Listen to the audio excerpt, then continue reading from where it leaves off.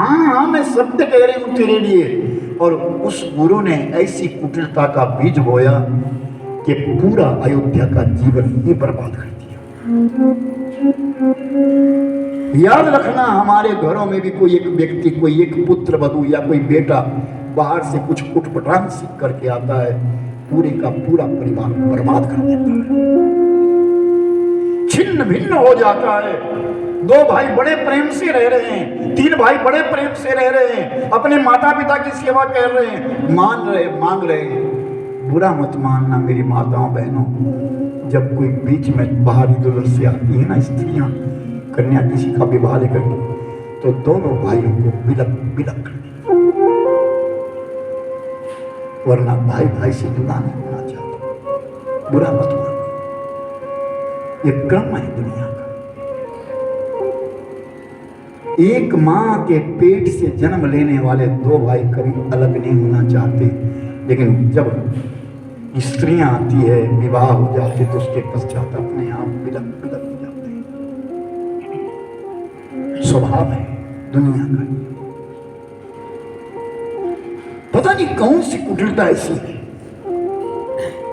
ये सच्चाई है, मानस, ये रामायण हमको आईना दिखाती है, दर्शन करवाती है, जीवन का दर्शन करवाती है। देख, तेरे जीवन में ऐसा नहीं होगा। और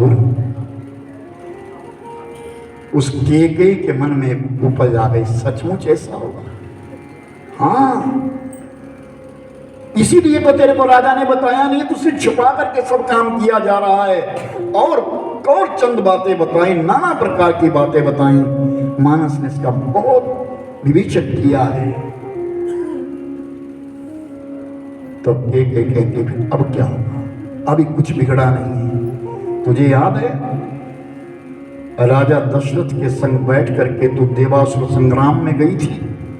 तुझे याद है, बचपन में तुझे घुड़सवारी करने की बड़ी आदत थी। बचपन में तुझे रथ चलाने का बड़ा शौक था।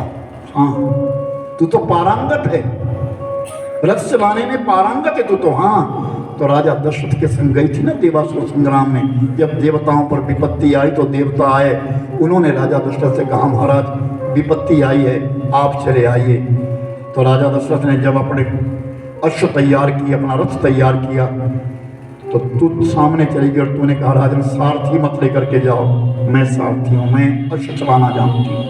और चली गई, और तूने जाकर के उस समय रथ चलाया, रथ की नीवी टूट गई, तूने अपना बाजू, अपना ये हाथ उस नीवी की जगह रख दिया।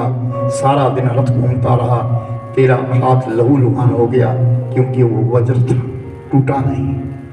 तुझे याद है, साधु की याद है कि जब बचपन में मैं और तू दोनों अपने बाग में गई थी, तेरी उम्र 5 साल की थी, मेरी उम्र 3 साल की, हमारी 3 साल की उम्र थी। उस समय हमारे बाग में एक साधु आया था, रात्रि में सर्दी लगी थी उसके लिए, उसने ठंड के लिए अग्नि जलाई थी, और अग्नि ताप रहा था, और सुताग्नि तापते तापते वो बाग में सो गया था। नीचे जो आग थी वो बुझ गई थी, कोयला पड़ा था, तूने उस कोयले के ऊपर हाथ मारा।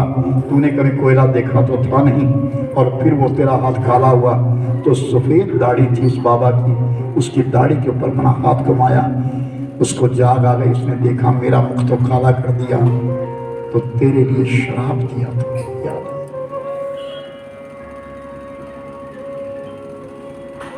कि तुझे कलंक लगेगा, कहीं ऐसा ना हो कि कहीं ऐसा ना हो कि ये कौशल्या तेरे से कुछ उत्पन्नाम करवा दे और तुझे कलंक लग जाए, क्योंकि तू दासी बन जाएगी, और जब दासी बन जाएगी, दासी से वो काम करवाएगी जो तुझे करना नहीं चाहिए। लेकिन जब तू खड़ी हुई ना, और जब बाबा खड़े हुए तो बाबा नीचे गिर गए, लाठी नहीं उठाई गई उनसे, तो तूने अपने दाहिने हाथ से बाबा की लाठी उनके हाथ में दी। तो उस वृद्ध साधु ने कहा, बेटी जिस हाथ से तूने मुझे लाठी दी है ना, वो हाथ तेरा वज्र के समान हो जाए। वही हाथ तूने रथ के पहिए में डाल दिया था, नीवी में डाल दिया था, जिसके फलस्वरूप वो टूटा नहीं। और शाम का समय हुआ, राजा दशरथ की विजय हुई, जय जयकार हुई, तो सब देवताओं ने आकर के प्रार्थना करी, माँ धन्य है तूने आज इतना बड़ा उपकार किया। राजा दशरथ ने जब देखा कि मेरी जिंदगी इसने बचाई, तो उस समय इंद्राणी आई और इंद्राणी ने आकर के अपने हाथ से चूड़ामणि निकाली। उपहार में तुझे चूड़ामणि देनी थी, तुझे याद है? और सुन, उस समय राजा दशरथ ने कहा कि कई आज तूने मुझे जीवन दान दिया है, मांग क्या मांगना चाहती? एक नहीं 2 वचन देता हूं। तो तूने कहा समय आने पर मांग लूंगी। समय आ गया, आज मांग। क्या मांगना? पहले वचन में भरत को तिलक मांग। पहले वचन में अपने भरत को राज तिलक मांग ले, और दूसरे वचन में ना राम को 14 वर्ष का वनवास मांग। ना, मैं ये नहीं कर सकती। मैं अपने राम को वनवास नहीं मांग सकती। अगर तू राम को वनवास नहीं देगी कैकेयी, तो सुन, तेरा राम तेरे भरत से राज करने ही नहीं देगा। मुझे क्या है, राजमाता तू बन, चाहे राजमाता कौशल्या बने, राजा चाहे भरत बने, चाहे राम बने, मैं तो दासी की दासी रहूंगी, लेकिन मैं तेरी चचेरी बहन।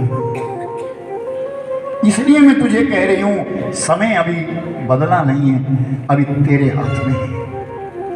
समय अभी तेरे हाथ में है, मांग ले। अभी राजा दशरथ तेरे यहां आने वाले हैं, रात हो रही है, चंद्रमा आ रहा है, और इसी समय अयोध्या के चक्रवर्ती तेरे पास आएंगे। मांग ले उनसे।